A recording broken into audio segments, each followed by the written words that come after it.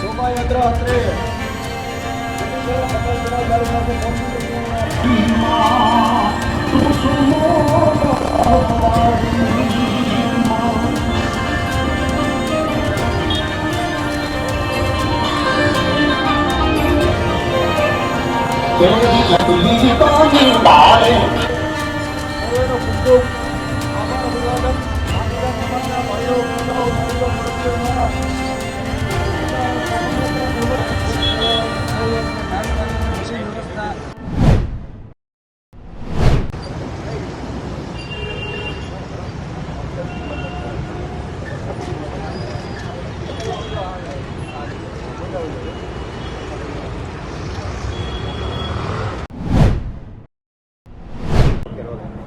કેસો ખાસ કરીને ધર્મરથ સમગ્ર રાજકોટમાં ફરી રહ્યું છે, તેમજ સર્વ સમાજના આપને સહયોગ મળી રહ્યો છે, બધા જ સ્વાગત કરી રહ્યા છે.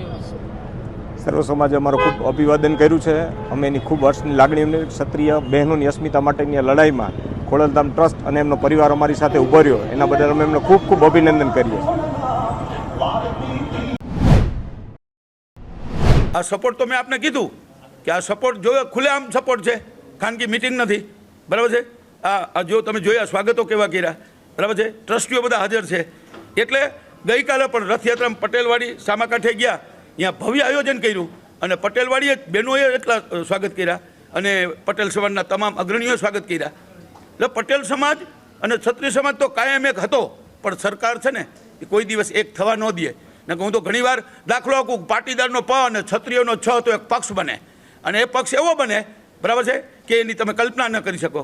પણ ભાગલા પાડો અને રાજ કરો, અને અત્યારે પણ એ જ થઈ રહ્યું છે, બરાબર છે. અંદરો અંદર વાવ વિવાદ થાય, અંદરો અંદર ખેંચાખેંચી થાય, એવું હમણે છેલ્લા 4 દિવસથી ચાલુ થયું છે. એટલે મારું નમ્ર નિવેદન એ છે કે આ કરવાનું તમે બંધ કરો.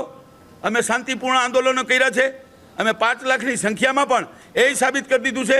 માં ખોડલ અમારી હારે હતી, માં ભવાની અમારી હારે હતી, કે આપે જોયું કે લાખો માણસની અંદર એક સામાન્ય નાનો બનાવ નથી બન્યો. જેમ અત્યારે અમે ખોડલધામ ડિસિપ્લિનમાં આવ્યા, એ જ ડિસિપ્લિનથી અમારું આંદોલન હતું. મહાભારતમાં ટીટોડીના 4 ઈંડા હતા, અહીંયા ક્ષત્રિયોએ 5 લાખની મેદનીમાં પણ 4 ઈંડા બચાવ્યા છે. આ ક્ષત્રિયોનો ધર્મ છે, આ અમારો ઉજ્જવળ ઇતિહાસ છે, અને ઇતિહાસ સાથે અમારી માતાઓ બહેનોની આવી ટિપ્પણી કરવામાં આવે. હું તો અહીંયા સુધી કહી શકું કે અમે ચંદ્રવંશી સૂર્યવંશી ભગવાન રામના દીકરા છીએ, ભગવાન કૃષ્ણના દીકરા છીએ, તો આ દીકરીઓ પણ એની છે. અને ઉજ્જવળ અમારો ભવ્ય ઇતિહાસ હોય, અને ઇતિહાસ મારે અત્યારે વર્ણન કરવાની જરૂર નથી, અને વર્ણન કરું તો આખો દિવસમાં પણ પૂરો ન થાય. પણ આપ પણ ઇતિહાસના જાણકાર હશો, એટલે જે ટિપ્પણી પરસોત્તમભાઈએ કરી, તો અમે તો એનો આભાર એટલા માટે માન્યો કે એક થવાનો અમને મોકો આપ્યો. અને બીજું, આમાં કોઈ એવું નથી કોંગ્રેસીકરણ કે ભાજપકરણ. અમે જે કાંઈ છે ક્ષત્રિય આંદોલન ચલાવીએ છીએ, એ ગામડાના ચૂલા સુધી જે રોષ છે એ આપ જોઈ રહ્યો છો, બરાબર છે. અને સ્વયંભૂત લાખો માણસો જ્યારે ભેગા થાય, આણંદ જેવા એક જિલ્લામાં હજારોની સંખ્યા થાય, એ સ્વયંભૂત થાય. હું બોલાવું ને કમિટી બોલાવે, બરાબર છે, કે સમાજ આખો ભેગો થઈને બોલાવે, તો એ પણ મેં 75 વર્ષના ઇતિહાસમાં મેં આવું સંમેલન નથી જોયું. એવું શિસ્તબદ્ધ સંમેલન રાજકોટમાં, અને એ સરકારે પણ જોયું. અને અમે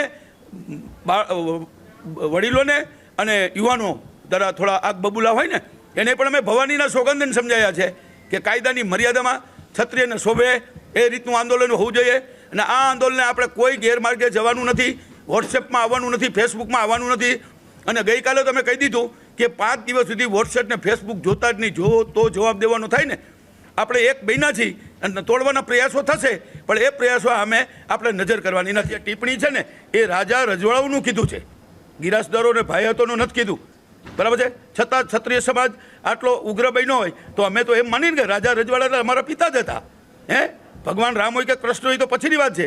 મહારાણા પ્રતાપને શિવાજી ન હોત તો આ હિન્દુ રાષ્ટ્ર ન હોત. તો ઇતિહાસની તમે નોંધ લ્યો ને ગમે તો બકવાસ કરો, અને એ બકવાસ સહન કરવાનું માફી માગવાથી એ હરગીજ ના બને. આ મારો રોષ નથી, આ સમગ્ર ક્ષત્રિયોનો રોષ હું ઠાલવું છું તમારી વચ્ચે, બરાબર છે. ગામે ગામ એક એક ઘર સુધી એટલે અમે પ્લાનિંગે એવું કર્યું છે, મતદાને એવું થશે. હવે પાટીદારે અમારી સાથે છે, બરાબર છે.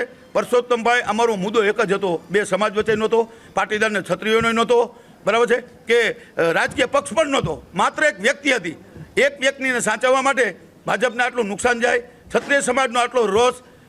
પરસોત્તમભાઈ જે માફી માગી એ માફી પણ આપ જાણો છો કે દિલથી નથી માગી.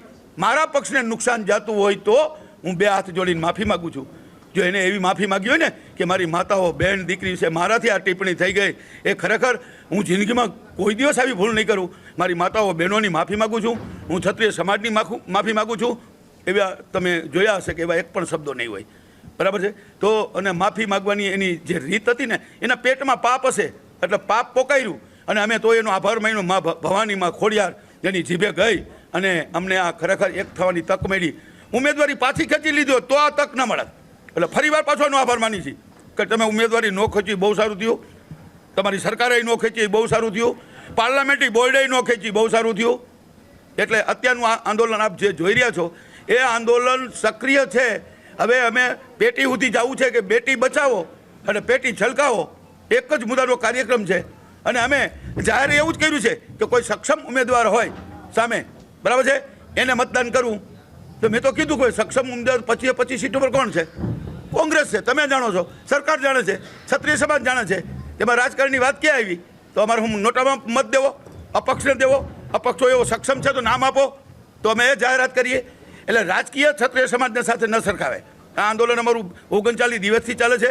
મહાભારતનું યુદ્ધ પણ 18 દિવસ ચાલ્યું હતું. આ આંદોલન 42 દિવસ ચાલશે અને 7 તારીખે સંપૂર્ણ પૂરું નથી થવાનું. 7 તારીખના રિઝલ્ટ પછી પાર્ટ 3 ચાલુ થાય છે, 1, 2 અને 3. એ 3માં નવી નીતિઓ હશે એ અમે ત્યારે જાહેર કરશું. જય માતાજી, ભારત માતા કી જય. જોઈને વાદ વિવાદમાં નારી અસ્મિતાનો સવાલ છે તો રાજા મહારાજા હોય તો એમ ન કહી શકે કે આને તમે માફ કરી દો, બરાબર છે. તો સમજાવી પણ ન શકે કે ભાઈ તમે હવે આ પરસોત્તમને માફ કરી અને શાંત થઈ જાઓ. એ શાંત થાય તો પણ ક્ષત્રિય સમાજમાં રોષ એટલો છે, બરાબર છે. અમારા 12 મંત્રીઓનું ન માન્યા હોય અને 12 રજવાડા ભેગા થયા હોય અને અમને વિનંતી કરે તો આ સમાજ માનવાનો છે? માનવાનો જ નથી. પણ એને આદેશ હોય ઉપરથી એટલે એને કરવું પડે. એનો અમને કોઈ રંજય નથી, અફસોસ નથી, વિરોધ નથી. અમે વખોડી કાઢતા પણ નથી કે એને કર્યું છે, એનું કામ કર્યું છે. ક્ષત્રિય સમાજ એનું કામ કરે છે. ફાઇનલ વટથી ગયો છાતી ઠોકીને.